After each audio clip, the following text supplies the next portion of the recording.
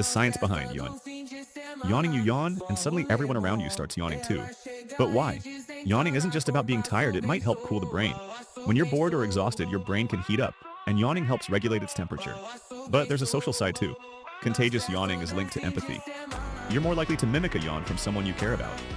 Interestingly, some animals yawn too, like dogs and chimpanzees, and it's often tied to stress or bonding. Researchers still debate the full purpose of yawning, but the brain cooling and social bonding theories are the strongest. Try it. Yawn in your video and see if your viewers yawn too.